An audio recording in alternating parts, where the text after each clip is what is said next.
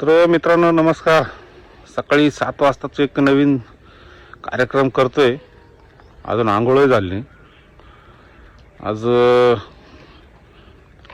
गूळ 2 किलो आणि इलायची पावडर 100 ग्रॅम उकळायचा दणका चालू केला आहे. डाळिंबाच्या प्लॉटमध्ये दोन्ही प्लॉटच्या मधोमध सकाळचे 7 वाजले. सूर्यदेवता निघाले, बघू शकता तुम्ही. आमचे दोन्ही कुत्रे मागच आले सकाळी सकाळी माळावर पळत पळत. जितूबाईचा चाललाय जितू काकांचा दणका. तर मित्रांनो एवढ्या सकाळी हा प्रयोग करण्याचा उद्देश एकच की सकाळी लवकर एकदम 6-7लाच हे काम आपण केलं पाहिजे.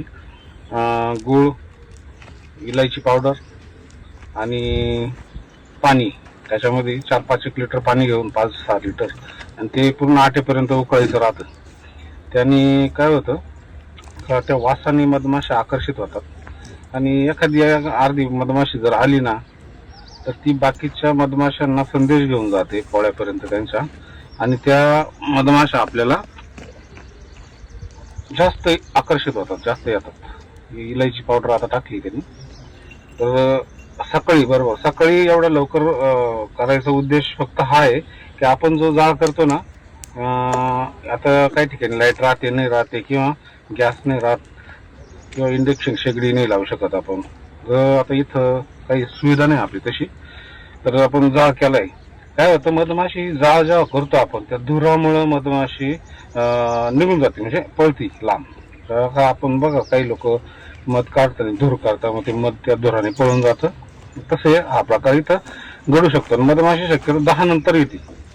कोणत्याही बागेमध्ये फुलाकडे आकर्षित ही 10 नंतरच होती, 10च्या आत होत नाही. मधमाशी फक्त सूर्याच्या दिशेवर तिचा प्रवास असतो, म्हणून आपण मधमाशांच्या पेट्या पण ठेवतो ना, त्या सूर्याकडे तोंड करूनच ठेवायच्या. मधमाशी फिरते कुठेही, GPS सिस्टम सारखी फिरते ना, त्या सूर्याच्या याच्यावरच तिचं सगळं नियंत्रण काम चालतं. रात्रीचे मधमाशी कधी ऍक्टिव्ह नाही राहत, रात्रीचे ती पोळ्यावरच राहते.